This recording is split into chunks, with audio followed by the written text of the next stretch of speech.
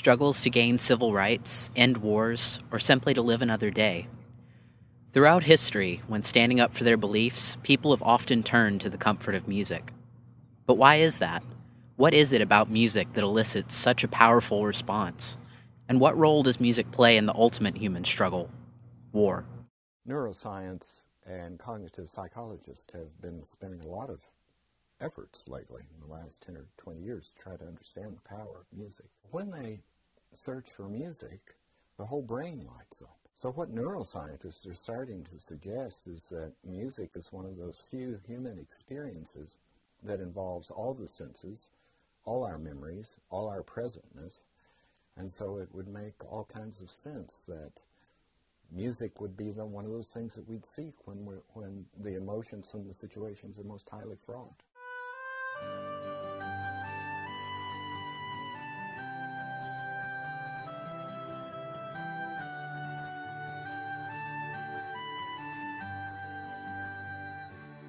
Well, the years creep slowly by the arena. Snow is on the grass again, and the sun's low down in the sky arena. The frost gleams where the flowers have been, but the heart beats on as warmly now.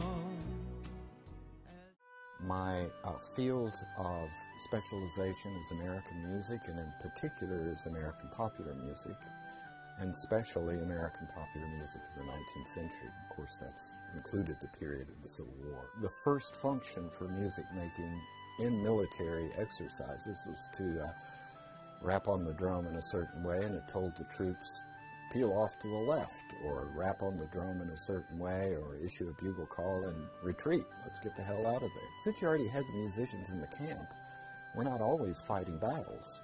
So let's start using music and musicians that are already available to entertain the troops, to keep morale high, to give the soldiers something to do. That is, to join in music making, to dance, to sing, whatever it would be. Master Sergeant C.J. Grisham believes soldiers can also benefit from aggressive music.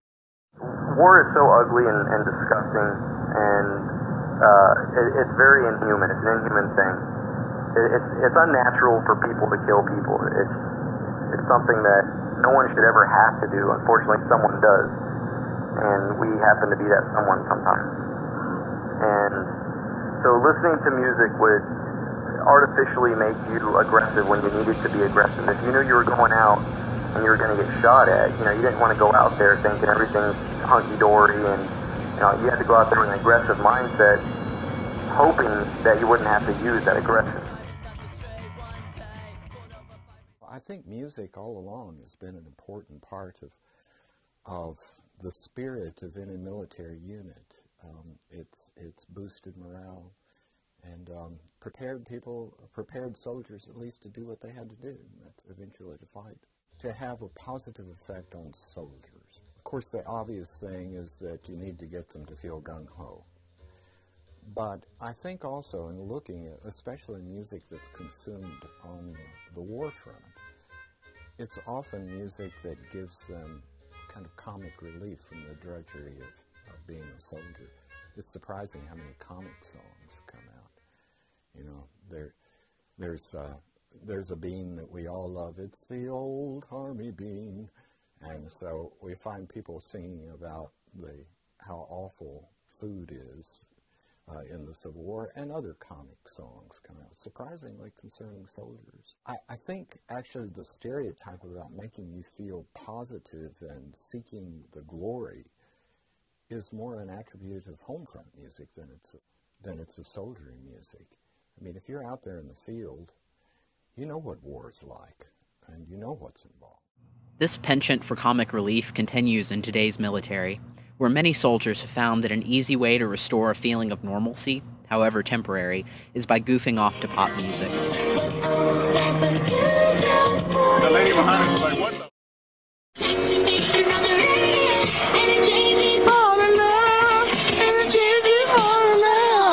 And the that loca, see that dumps like a truck. Guys like, what? Baby, move your butt. I think I see you again. See that dumps like a truck. Guys like, what? All night long. Music is also used by soldiers in more poignant ways. American Staff Sergeant Bruce England made this video for his wife and children while stationed in Iraq. 100 miles and I will walk 500 more just to be the man who walks 1,000 miles to fall down at your door. When I'm working, yes, you know I'm gonna be the man who's working hard for you. Well, a question is, how did soldiers in the field actually consume music? Well, one answer to that is that there was music in the oral tradition and they knew songs and they would sing them. But a kind of primary mode of taking music into the field were things called songsters. And here's an example of one of them called A Soldier's Friend. They don't have music in them, they just have the text to songs.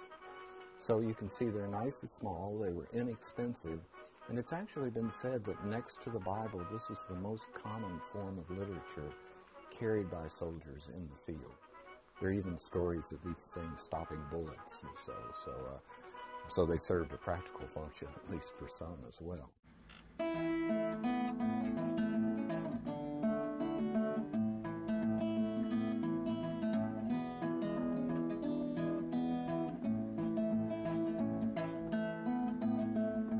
There are many examples of music being performed by the bands of units and being enjoyed on both sides of the front.